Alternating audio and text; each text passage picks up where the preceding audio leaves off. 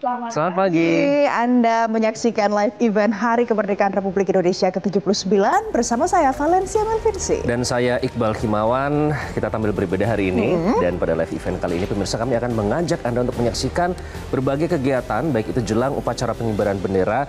Dan upacara pengibaran bendera ini nanti kami akan hadirkan dari berbagai tempat dan juga titik di Indonesia. Wow, nanti akan kami hadirkan informasinya untuk Anda pemirsa. Dan untuk mengawali acara live event ini kita akan ikuti bedah editorial media Indonesia bersama rekan kami ada Hamdan Al-Kafi. Alka, silahkan. Iya, baik Valencia Melvinski dan juga Iqbal, terima kasih. Dan pemirsa, seperti biasa di pagi hari ini kita akan mengetengahkan untuk Anda editorial media Indonesia. Dan kali ini sudah bersama saya, anggota Dewan Redaktif Media Indonesia, Mbak Kania Sutisnawinata. Itu kali ini ya, terima kasih telah hadir bersama kami. Selamat pagi, Alka. Iya. Kita hari ini akan mengulas tema sebenarnya yang cukup menarik dan menjadi fokus kita bersama tentunya, yakni memerdekakan rakyat dari kemiskinan. Sebenarnya memaknai kemerdekaan itu kita sudah di usia 79 tahun, Mbak Kan ya. Dirgahayu dulu dong. Iya, dirgahayu sebenarnya ya. Kan biasanya itu kan kemerdekaan, hari kemerdekaan itu dirayakan dengan penuh euforia ya. Tapi saking seringnya 79 kali kita memaknai kemerdekaan ini, akankah ini serasa hanya seremonial belaka, Mbak? Ya itu sebenarnya ya yang perlu kita angkat juga gitu pada kesempatan pagi hari ini.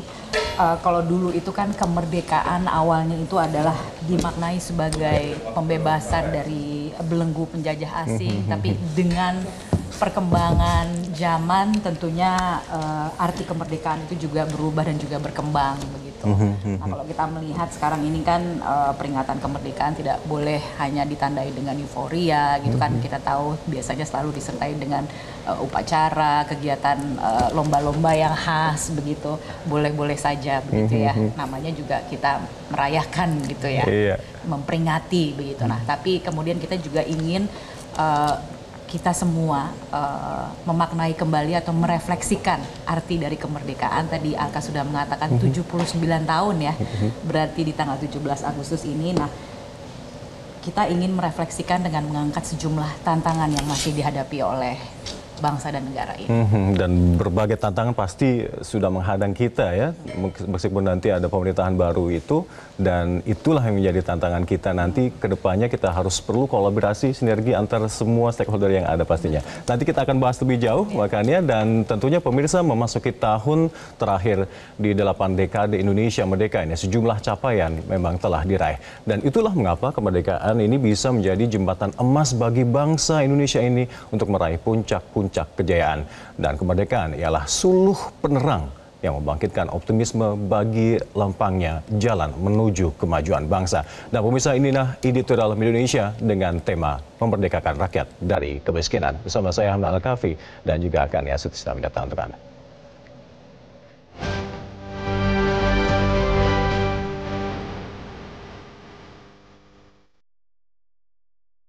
Memerdekakan rakyat dari kemiskinan.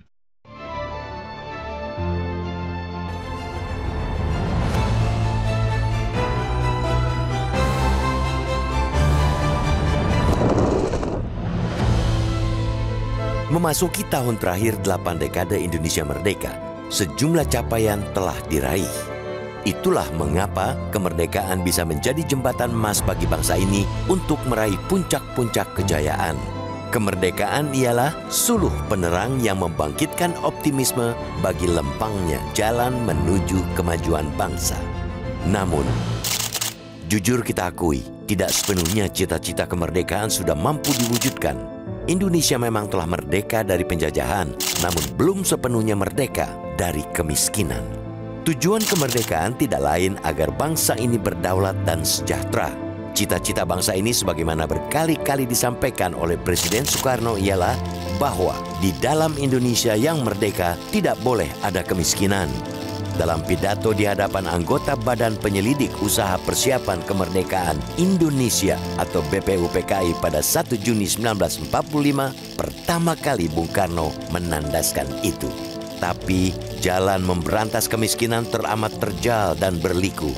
Hingga kini, berdasarkan data Badan Pusat Statistik per Maret lalu, lebih dari 25 juta anak bangsa masih hidup dalam jeratan kemiskinan. Bahkan, lebih dari 2 juta orang diantaranya masuk kategori miskin ekstrim alias amat sangat miskin. Benar bahwa angka tersebut sudah turun tajam bila dibandingkan dengan kondisi 2 dekade yang lalu. Bahkan, dalam pidato kenegaraannya yang terakhir, Presiden Joko Widodo menyebutkan bahwa angka kemiskinan ekstrim telah mampu diturunkan dari sebelumnya 6,1% menjadi 0,8%. Namun, penurunan itu tetap belum sesuai dengan target menghilangkan kemiskinan ekstrim di akhir tahun ini. Belum lagi sejumlah analisis ekonom menunjukkan fondas kebijakan upaya pengentasan rakyat dari kemiskinan itu rapuh. Pasalnya, kebijakan penopang kebijakan itu bergantung pada bantuan sosial atau bansos, bukan efek dari sistem perekonomian. Indikasinya, meskipun pertumbuhan ekonomi relatif kuat, namun cakupan bansos meningkat secara sangat signifikan. Dalam situasi normal dan kebijakan normal, ketika pertumbuhan ekonomi bagus, tentu kebijakan bansos dikurangi karena ekonomi bergerak di tingkat bawah. Kenyataannya, meskipun pertumbuhan ekonomi di atas 5%, anggaran belanja bansos yang sangat besar terus dipertahankan meski pandemi telah berakhir. Anggaran belanja bansos pada 2023 mencapai 146,5 triliun rupiah dan pada 2024 mencapai 152,3 triliun rupiah, meningkat daripada anggaran sebelum pandemi yang 112,5 triliun rupiah pada 2019. Kedepan, upaya pengentasan rakyat dari kemiskinan harus lebih berkualitas. Kebijakan yang benar-benar mampu untuk mengangkat perekonomian dan kesejahteraan rakyat agar merdeka dari kemelaratan harus serius dijalankan. Memerangi kemiskinan bukan lagi kebijakan yang melulu bertopang pada bansos yang rapuh dan tidak memberdayakan rakyat. Untuk itulah, transisi pemerintahan dari Presiden Joko Widodo ke Presiden terpilih Prabowo Subianto menjadi momen penting. Rakyat tentu berharap bahwa upaya pengentasan mereka dari kemiskinan benar-benar dibangun di atas fondasi yang kuat. Apalagi Prabowo berulang kali dalam kampanyenya mengatakan bahwa ia berkomitmen untuk mewujudkan kebijakan yang bisa membuat kemiskinan di Indonesia hilang. Bahkan menurut Prabowo, Indonesia belum sepenuhnya merdeka selama masih ada rakyat yang hidup dalam kemiskinan. Hari ini, Indonesia merayakan 79 tahun kemerdekaannya yang telah menandai sebuah perjalanan panjang yang penuh dengan tantangan dan pengorbanan. Setiap peringatan kemerdekaan tentu selalu dibarengi dengan evaluasi pencapaian dan optimisme menatap masa depan.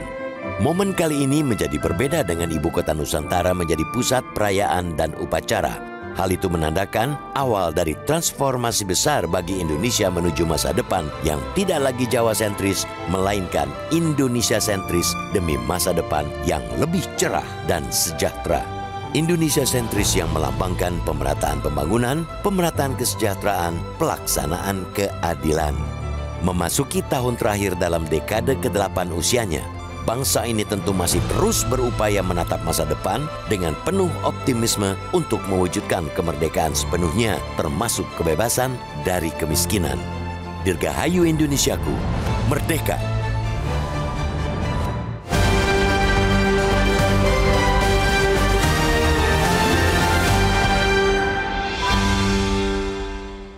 Ya, pemirsa, memerdekakan rakyat dari kemiskinan masih bersama saya Hamdan Al-Kafi dan juga Makania Sutisna Winita.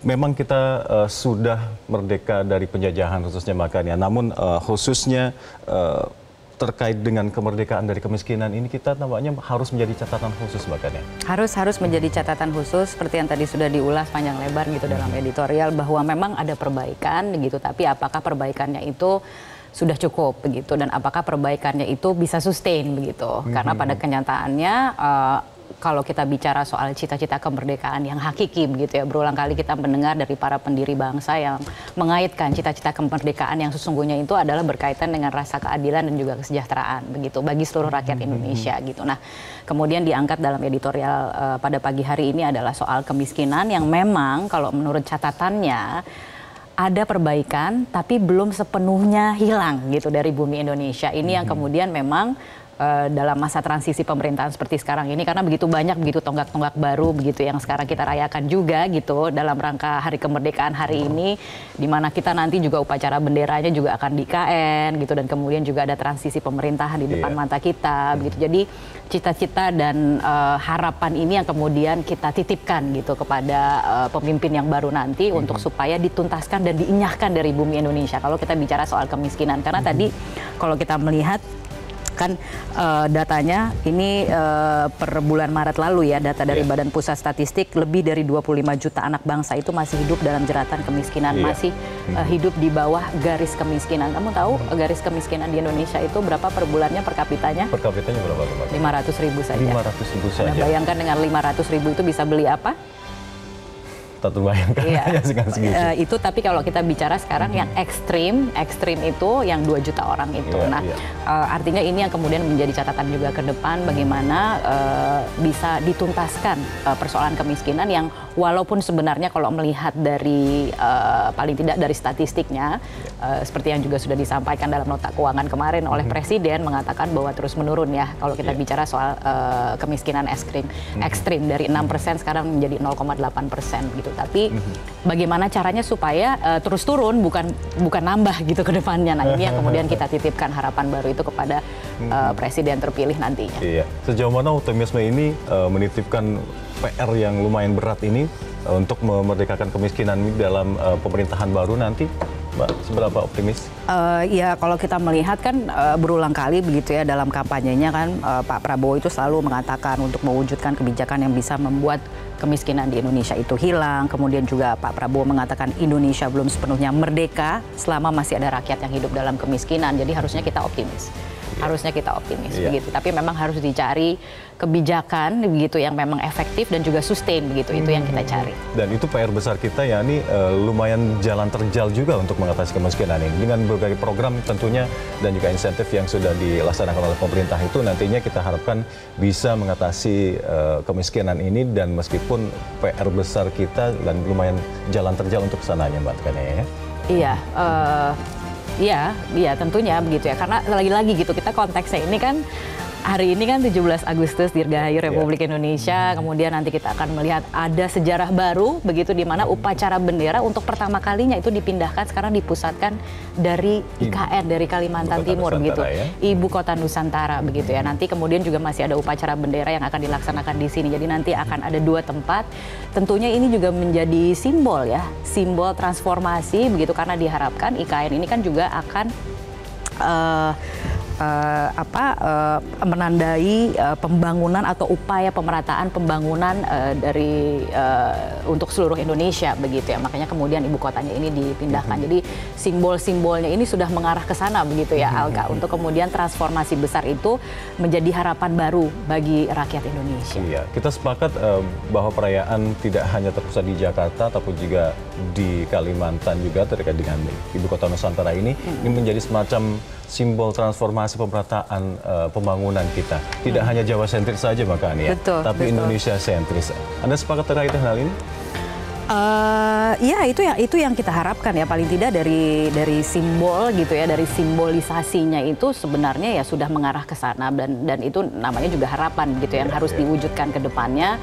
Ini adalah tonggak baru begitu ya, tapi ke depannya memang masih ada perjalanan begitu ya, karena yang namanya memperingati kemerdekaan, kebebasan dari belenggu penjajah dan lain sebagainya dengan perkembangan zaman yang terus berubah, ini adalah perjalanan panjang begitu, apalagi kita nanti akan memperingati 100 tahun kemerdekaan Indonesia Emas begitu ya. Nah, dalam perjalanan panjang menuju ke sana tentunya harus dikawal dengan ikhtiar-ikhtiar gitu. Nah, dalam masa transisi pemerintahan seperti sekarang ini nanti pemimpinnya juga akan baru.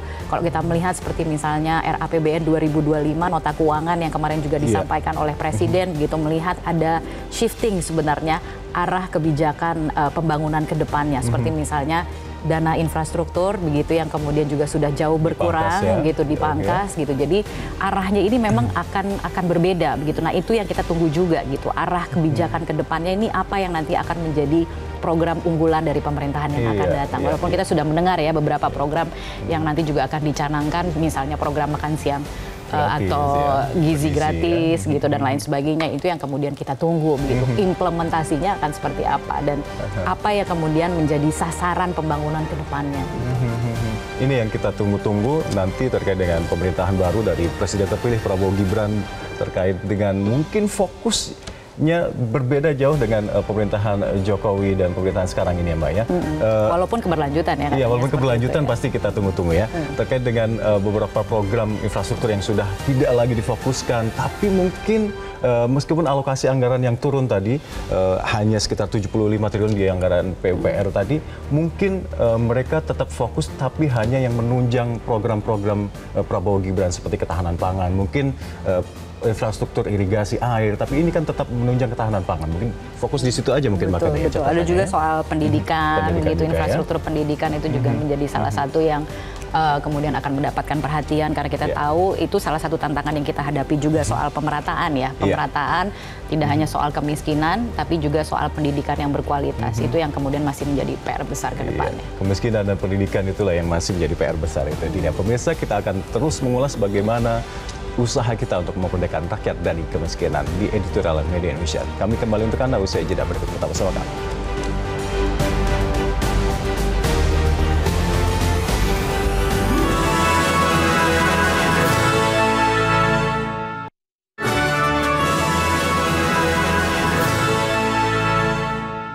Didukung oleh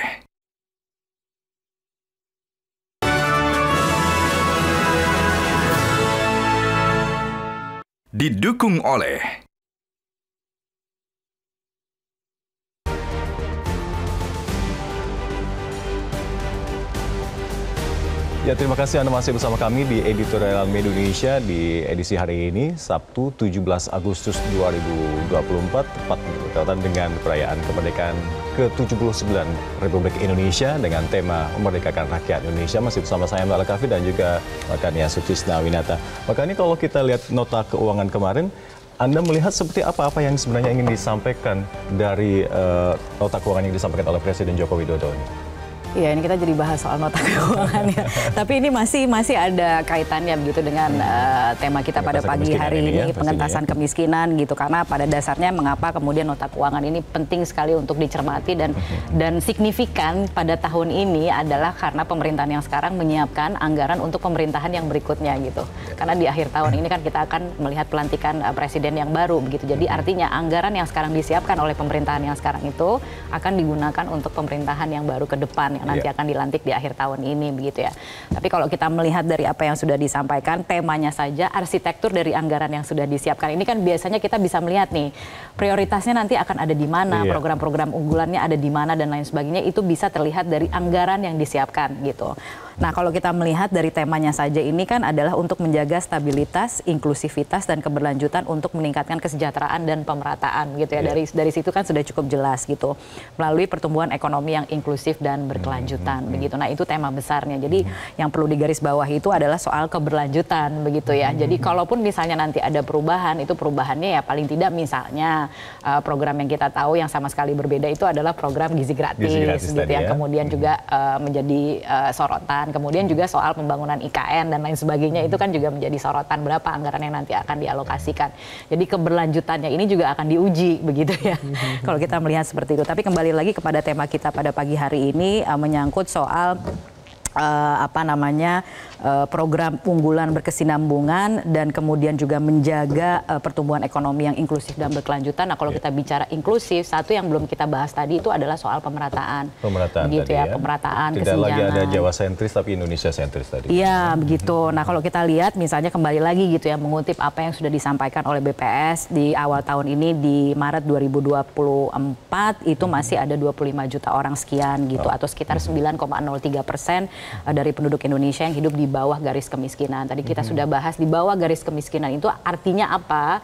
Ya sekarang garis kemiskinannya itu dipatok standarnya ada Rp550.000 per kapita per tahun bulan ya, gitu ya. Ini kan jadi PR ya. Belum lagi kita bicara yang ekstrim itu juga menjadi salah satu yang targetnya harusnya di akhir tahun ini 0% gitu. Tapi sekarang itu baru mencapai 0,8%. Artinya itu cukup prestasi sebenarnya begitu ya, karena bisa diturunkan begitu ya. Target yang cukup ambisius kah itu?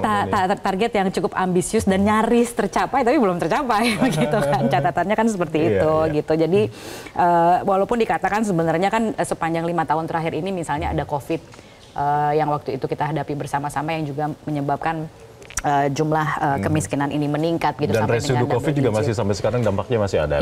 Iya, betul begitu. Nah artinya sekarang kita kan ini sebagai rapor dari pemerintahan yang sekarang gitu. Bagaimana kemudian rapor ini bisa dilanjutkan ke depannya dan kemudian diperbaiki gitu. Kalau misalnya sampai dengan akhir tahun ini belum bisa 0%, 0,8%, lalu apa yang akan dilakukan gitu oleh pemerintahan yang akan datang? Karena lagi-lagi kalau dikaitkan dengan kemerdekaan ya ini kan soal keadilan dan kesejahteraan. Apakah itu bagaimana kita memaknai kemerdekaan untuk tahun-tahun berikutnya ya kalau misalnya melihat dari itu kan makanya ekonomi ini menjadi sesuatu yang sangat penting sekali begitu untuk menjadi perhatian kita bersama begitu. Nah kembali lagi ke anggaran kemarin yang sudah disampaikan semua mencatat gitu anggaran-anggaran apa saja yang nanti kemudian akan menjadi prioritas pembangunan ke depannya begitu. Walaupun nanti kemungkinan juga masih akan direvisi dan lain sebagainya. Jadi perjalanannya masih panjang tapi tentunya kita menitipkan harapan begitu ya bahwa cita-cita bangsa ini seperti yang juga dituangkan dalam berbagai kali kesempatan oleh para pendiri bangsa ini kemudian untuk bisa diwujudkan. Tidak harus menunggu sampai dengan 100 tahun begitu ya, tapi paling tidak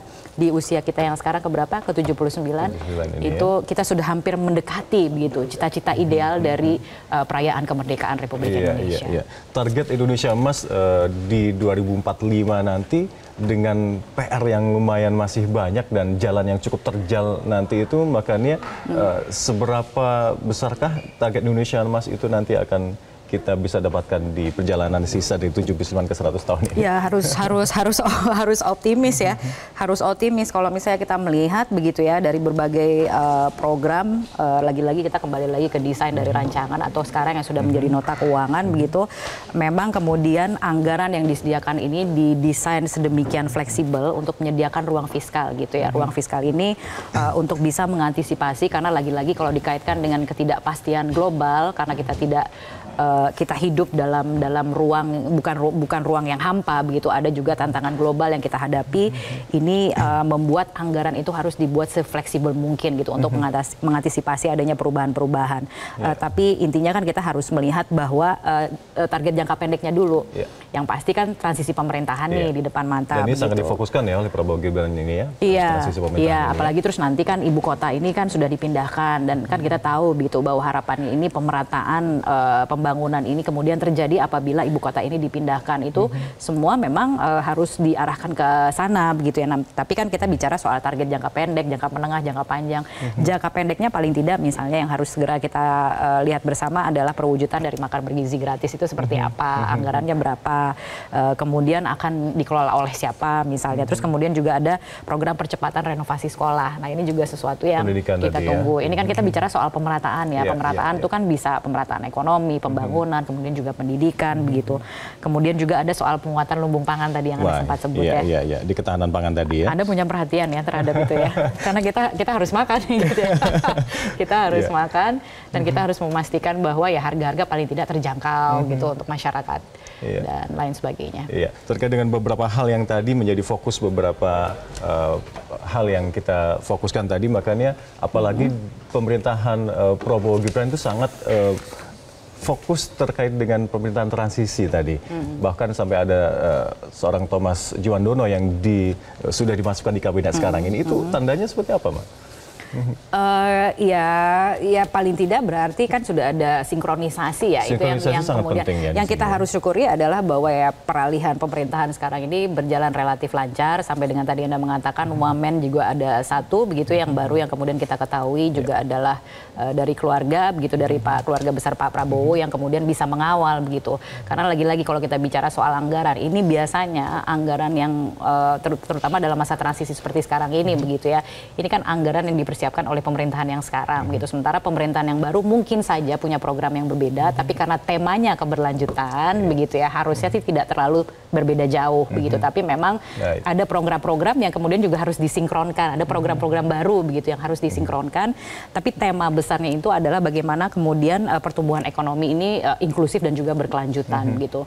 Nah ini yang kemudian harus kita jaga bersama-sama juga untuk memastikan bahwa pemerintahan yang akan datang ini tahu gitu PR-PR yang tersisa yang harus kemudian dilanjutkan dan diperbaiki ke depannya begitu. Nah, makanya kemudian kita mengangkat soal tema kemiskinan ini di kita hari kawal ini bersama makanya terkait dengan bagaimanapun juga PR masih banyak dan jalan lumayan terjal, tapi untuk memberikan rakyat dari kemiskinan itu suatu hal yang niscaya, apalagi menuju Indonesia Emas 2045 ini. Terima kasih telah bersama kami makanya Sutis Wanita dan pemirsa memasuki tahun terakhir dalam dekade ke-8 usianya, bangsa Indonesia ini tentu masih terus berupaya untuk menatap masa depan dengan penuh optimis untuk mewujudkan kemerdekaan sepenuhnya termasuk kebebasan dari kemiskinan. Dirgahayu Indonesiaku, merdeka. Kita kembali ke Iqbal dan juga Valen.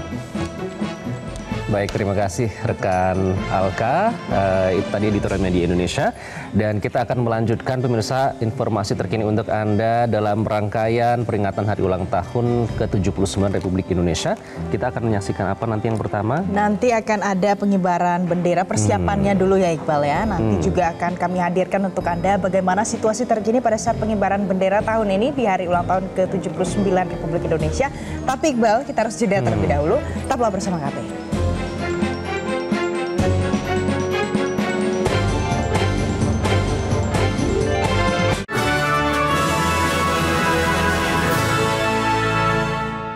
Didukung oleh